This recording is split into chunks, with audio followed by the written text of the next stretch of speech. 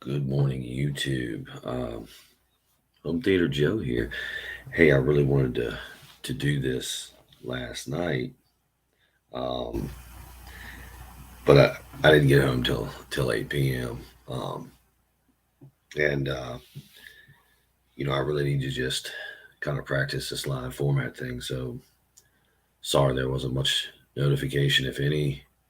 Um, yeah, I just need to practice this, but I have so much to say as usual. Um, and last night I I thought about this little thing I'm gonna start doing. I have these thoughts sometimes. I call them like little nuggets or something, man. And I want to share one with you this morning before I go on to talk about a subject that is very close to my heart, something I've been following my entire life, um, something I've trained in, something I love, MMA. So yesterday I had this thought, and it kind of just snowballed, um, and it was a new perspective for me. And I'm talking about what does it take to make one man happy or one whatever. Take me, for instance. Um, I work for myself, but within that arena is a lot of people. There's contractors that I sub work from. Uh, there's insurance agents. There's obviously city to deal with. There is homeowners. That's a lot of people, yeah, in that group. Now, think about my children. Uh, I have two, a daughter and a son. They make me very happy. Of a woman, she makes me very happy. I have family and friends, not a whole lot, but they make me very happy. All of these people that I've named just now in my life, and that's just a small portion, but whether they're close to me or further away, all of those entities contribute to one man's happiness, and that's mine. So basically, my whole life, 38 years, I walked around thinking that happiness lies within, like you have to create that. And here in my older age, at 40 years old, I realized that my happiness is dependent on a lot more than just me or how I feel. And it gave me a great appreciation for every single person that's in my life. Now, if you've been following this or if you can grasp what I'm saying, because I do ramble and I don't know if any of this makes sense to anyone, take me out of that. Let's try a little mental exercise. Take myself out of the equation and put yourself in there. Now, how many people in your life make you happy? Well, the answer should be a lot. There should be a lot of people in your life making you happy because let's just say, take it back to me. I lose one of those people in my life, say a close friend or someone I consider maybe a brother to me, a family member. And unfortunately for me, life is about loss. And I'm sure, unfortunately for everyone, what am I talking about? That's just silly to say. But anyway, yeah, I thought that was extremely interesting. And that was a perspective I had. And I've kind of lost sharing my perspectives. And I think it's something I learned. So I'd like to drop that. That's my first little nugget for YouTube land. Now, I want to try something here. Let's see if this works. I'm going to try to share my screen. Yeah. And let's talk some MMA, guys. Because I'm all about some MMA. I love mixed martial arts. I hope this is working. I have no idea. So this should be very interesting. Let's see here. Do I have anything? I don't even know how to check this. So anyway, uh, Kamru Usman. So a lot of people are saying, and have been for a little bit now, Kamru Usman is #1 pound for pound fighter, and I disagree. No disrespect to Kamru Usman, he is a fine fighter, but I just don't see it. So what I'm going to do right now is hope that you guys can see my screen as I can. You know what? Maybe I better find me a plug here. Make sure this guy doesn't cut out. So let's go back to Kamru Usman, his UFC record here, and there's some notable wins here that I want to highlight, and they may not be notable for reasons you think. Like, this is just my perspective, how I see things in MMA, and yeah, I'm just rambling. So as I said, I think these wins are notable, but for different reasons. So let's go back to the beginning here. Okay. Hader, Hassan, Leon Edwards. Now, okay, we can say whatever. That's 2015. Leon Edwards is currently on a 10-fight unbeaten streak. And by the way, I'm not on the hype train for Leon Edwards anyway, so please don't take that any kind of way. We have Alexander Yokinov, Yakova. I'm sorry, I'm terrible with names. But that's not notable. Not notable. The next one I see is Sean Strickland in 2017, and let me just pause for a moment and say that I could not stand Sean Strickland in the beginning.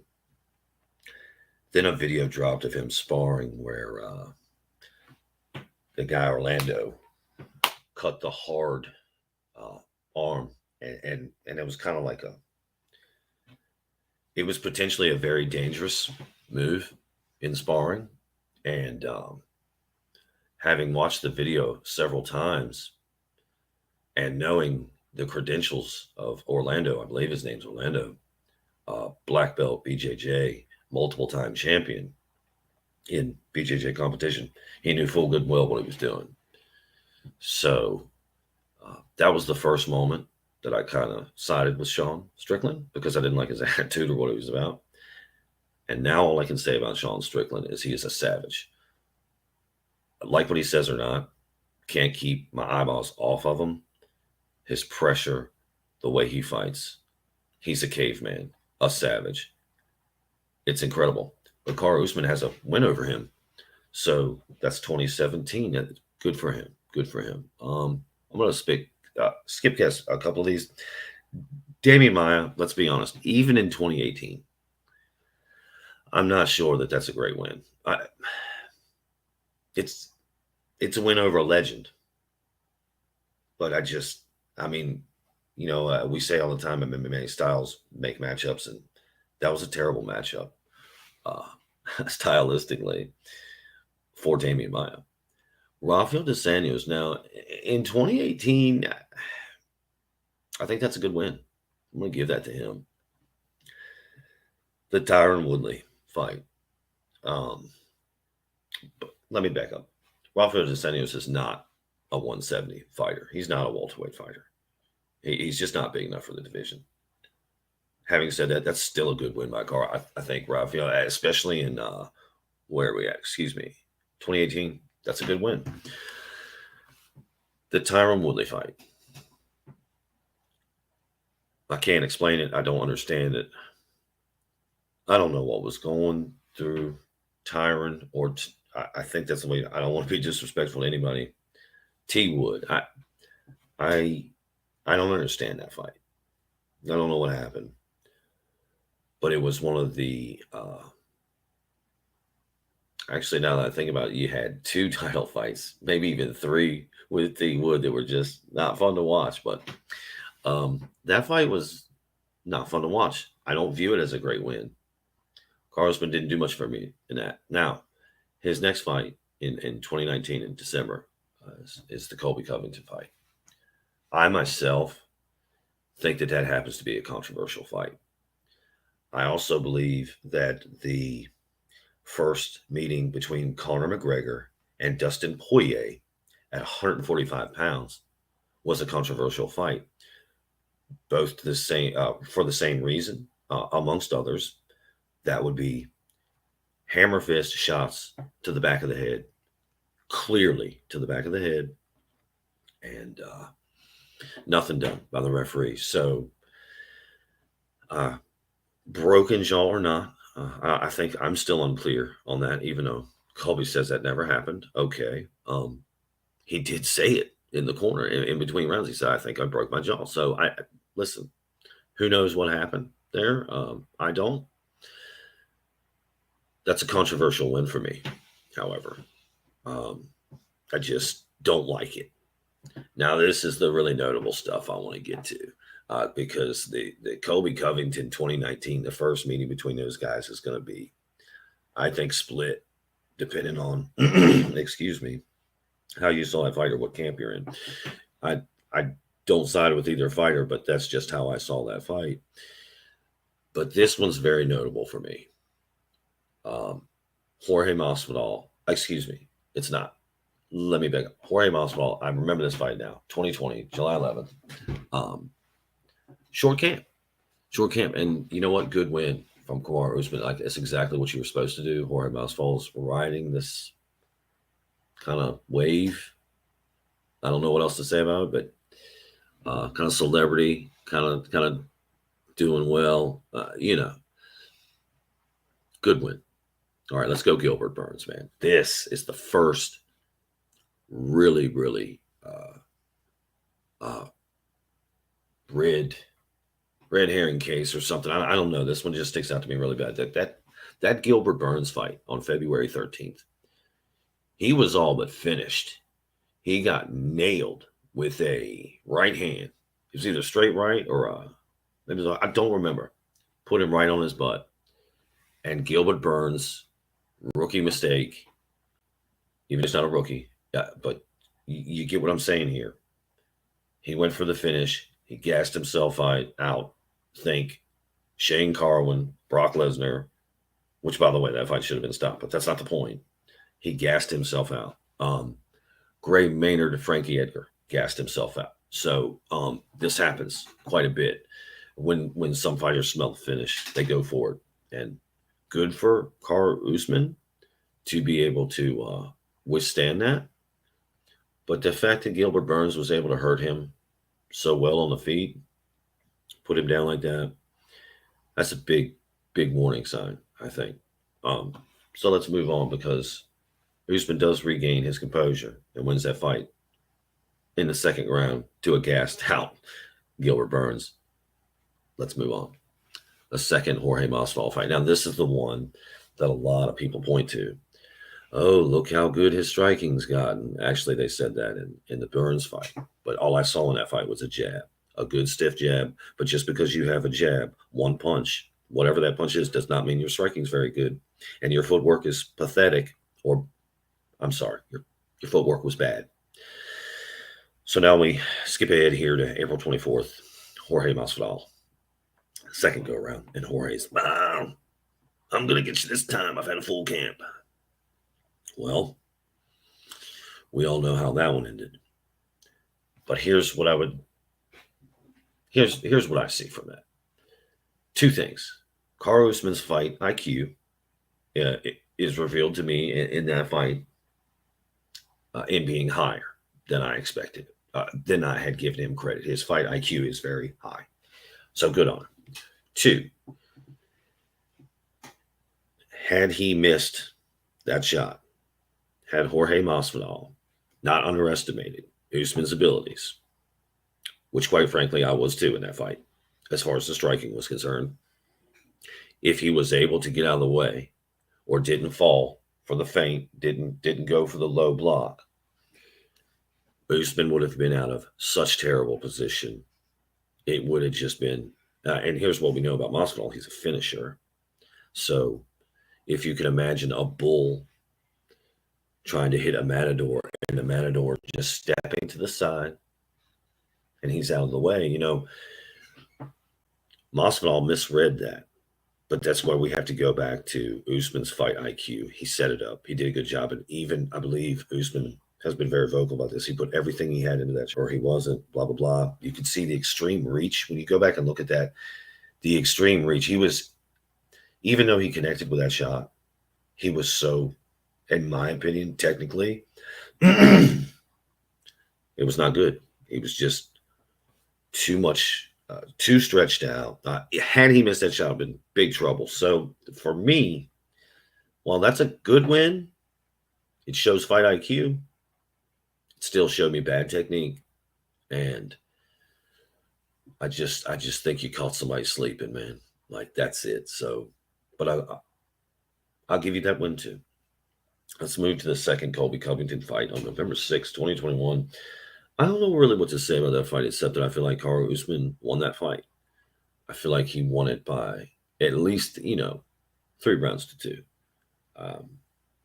It was probably more like, I don't know if it was a 4-1 fight, 4 rounds to 1, but definitely 3. Kamru Usman won that fight. But that second fight showed me Colby Covington's limitations. Colby Covington is what he is. He's not going to evolve. He's not going to maturate. He's not going to get any better. Kamru Usman has. He has very much so evolved and got better. So I don't want to sit here and say that Kamru Usman's not a great fighter.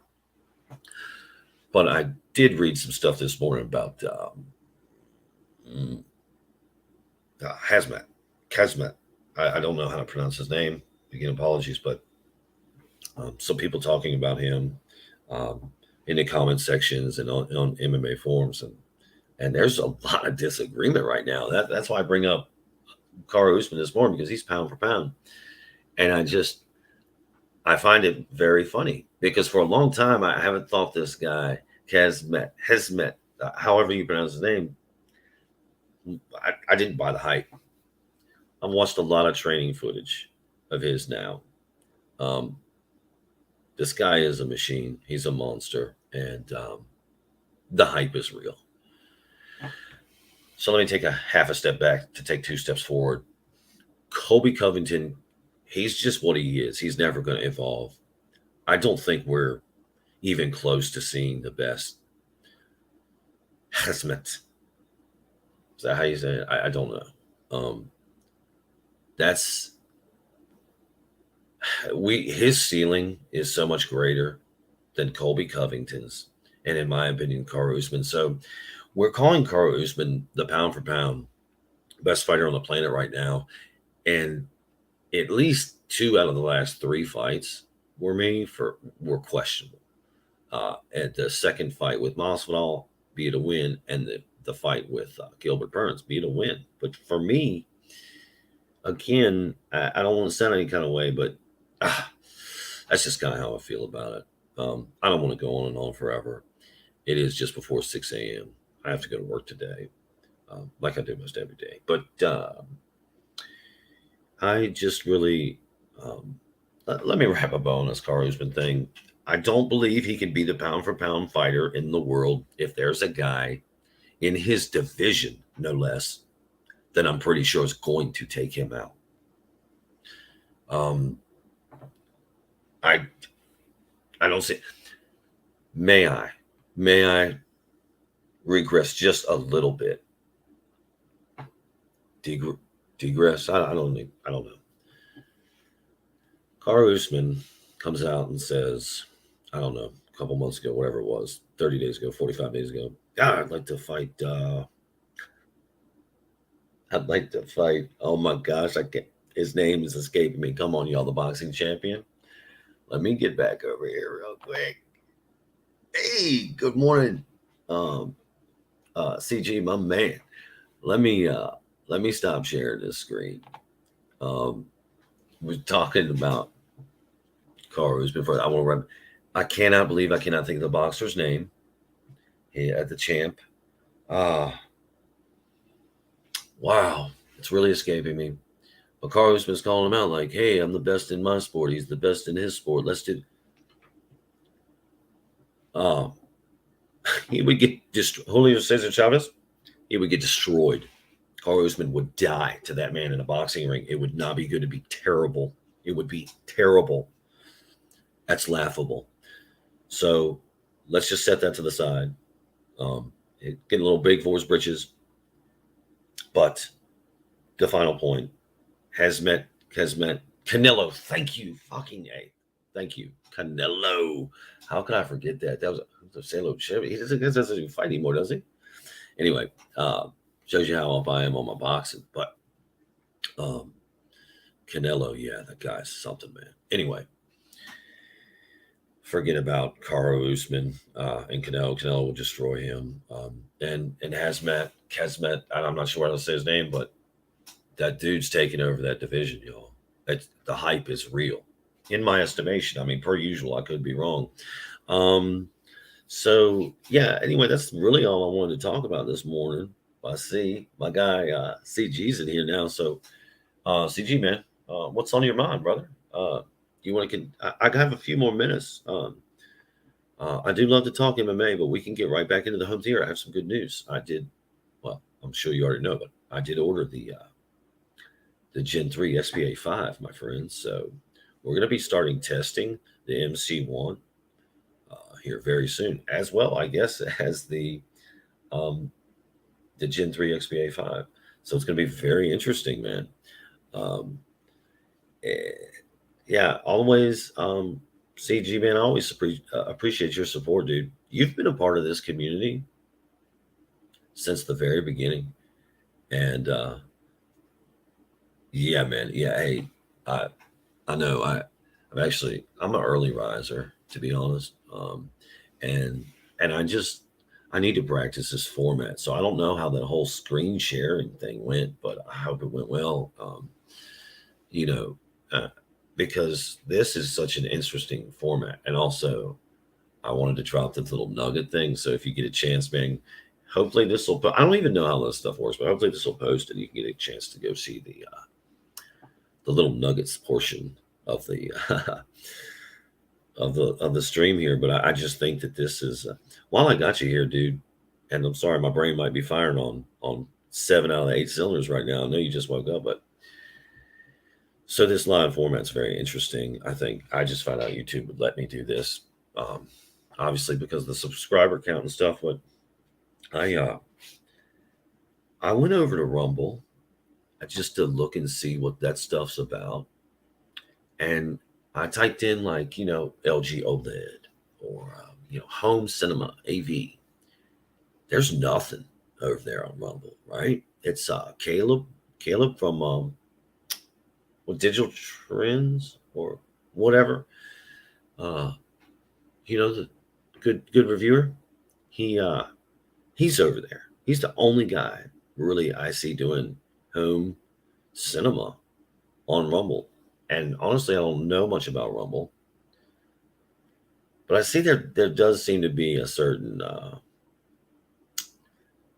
I don't know, man. Do you know anything about Rumble? It just seems like there's one kind of person on there, which I don't have a problem with anybody or anybody's anything. I'm American. I believe in freedom.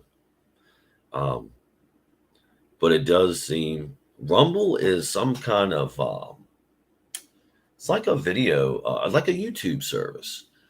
It seems to okay. Here's the simple English. It seems to be super heavy conservative. Like I don't know. I don't know what I would say it is. A far right YouTube site, something. But it's a place where you can like share your videos and whatever and get monetized and stuff like that, just like YouTube. It works a little differently, but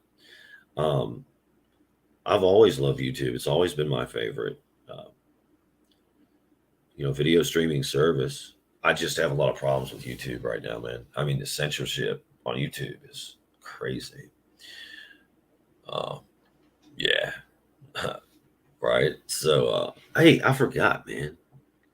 I can show. You see, we're learning together, my friend. We're learning as a community together, and that's what I was kind of saying. I'm sorry, I just woke up too, man, kind of, and I'm all over the place. But man, you've been a part of this community like since the beginning, dude. Uh, that's pretty awesome, man. So we were talking the other day about how you ended up in Vincent's video. I think that's hilarious. But yeah, dude, I appreciate you, bro. And you're always good in the comments section, always contributing, man. And man, I hope that's the one thing people get from this community is I don't want to listen to myself, you know. I'm hell yeah, brother. I want to. I like information sharing, man. I want other people, in our community. I want to somehow be able to interact with everybody. I think the more information and experience we can get from the community, the better. I envision like this sustaining entity of information where somebody just goes to their um excuse me, YouTube channel, or they go to their comment section, and or they watch their video, and they have a question, and they're like, hey, how do I turn this on or turn this? Kind of how it works now, I guess. you know yeah, but I envision it being a different community. I don't know why, because I think for a long time I was fighting the current, or fighting, even other people are just trying to disagree, right? But I think now I value more. Let's put this one up. Good morning, all. You know, I want to value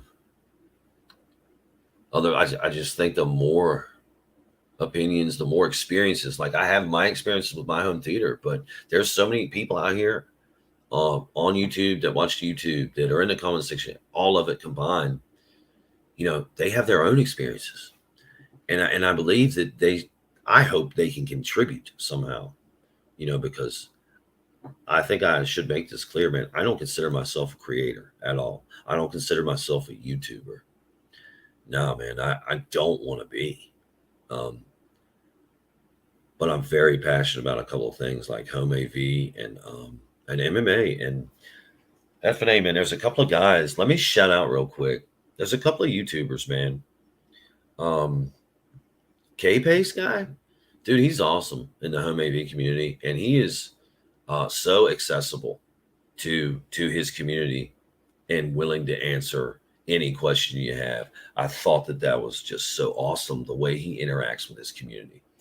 And I've been watching him for a long time, but over the course of like 2020 maybe, or early 2021, like I just was really impressed by that. And then Whisper Status 74, man. I always talk about this guy, but he's so cool in his live chats, man. He's like, and there's thousands of people or hundreds of people in the live chats. And he's like, hey, y'all talk about what you want. If you have something to promote it, whatever. Dude, he's the coolest. And he's always, if you can catch that live stream from Whisper Status, man, you catch it, because he's always on there like, hey, man, like, yeah, make a video about it. Yeah, like put it up there, put it on YouTube. Like he's really encouraging. Awesome dude, man. So yeah, let me make those couple of shout outs, man, to YouTube this morning. We're going almost 30 minutes with this live stream, and I do not want to go an hour like I did last time. I just want to try some stuff.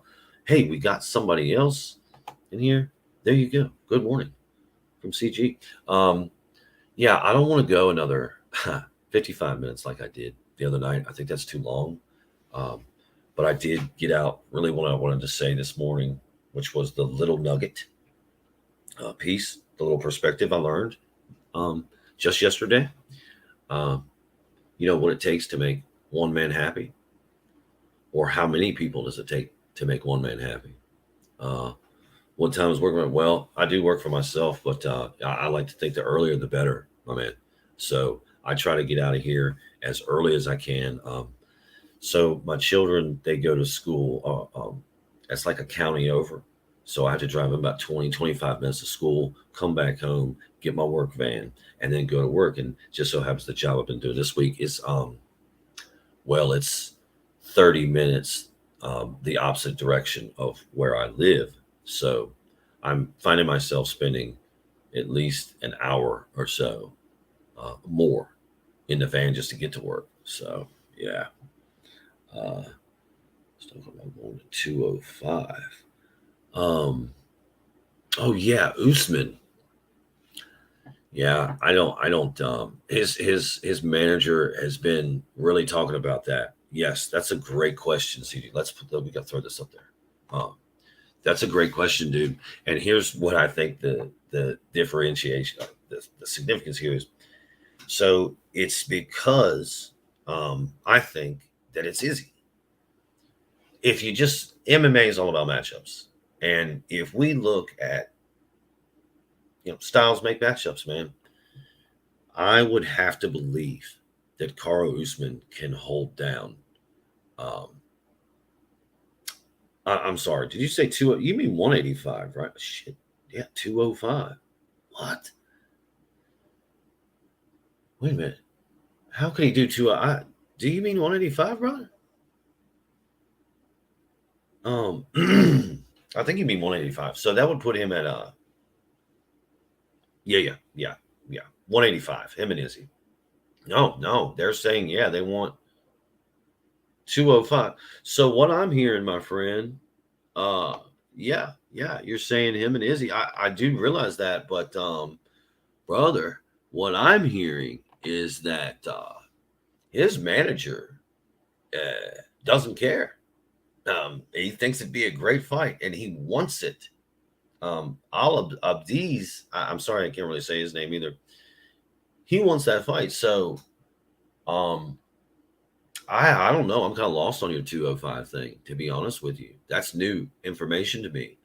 But I think he would get slaughtered at 205. Do you recall a couple of years ago when Usman was talking about how bad his knees were? I mean, this was what, 4 or 5 years ago, and then I can't even run. I can't do cardio. Man, he does 5 rounds like nobody's business, man. So I don't know where this dude gets his cardio. That's another thing about Kamru Usman and why I don't like him at pound for pound. I don't think he's believable. Oh yeah, and you could be totally right, CG. They might not, but I read the quotes from Aziz, and I think he's pretty clear about that. And well, let's just assume that he goes to 205. Um, I just don't think that's a good move for Usman. That's why I brought up the knees. Usman does have a lot of wear and tear for a young man. I mean, he's in his early to mid 30s, but I mean, Olympics, surgeries, he has had the wear and tear. I feel like that the mileage on his body is more than other MMA athletes at his age. And at 205, I don't think you can just single leg or double leg some guy. And if he's thinking he's going to be faster than somebody at 205, dude, I'm sorry. I think 205 is a killer class, man. Honestly, I mean, here's what I'll say about 205. I hate to use this term, but we have a gatekeeper at 205, and his name is Anthony Smith. And I mean that with no disrespect. That dude's MMA IQ is through the roof. Who's been in Ngannou, or in that African champ crew? They ain't fighting each other. It's not. Maybe I heard wrong. Maybe what I read was not true. But I read that Aziz wants that fight between Izzy and Usman, and that was yesterday, maybe day before. So, but I agree with you. I agree with you about all this. The real question is that we know the champ. We know that Ngannou's gone, right? We know Ngannou's gone. He's not doing that. He's going to go make $40-50 million boxing, for one fight, and who can blame him? But there's also other things, like I mentioned in the last live stream. He's fighting for other fighters as well, and I love it. I'm nothing but respect, man. I gained so much respect for Ngannou. I honestly thought he was just so big and powerful that he relied on that, and that's all he had to do. But he's been working his game so much the last 3 years, his ground game especially. man, I'm rambling like always, brother. I do have to get going because I got to start waking these kitty poos up and get going. But do I think? Yes, I do. Oh, yes, I do. I think John Jones is yeah.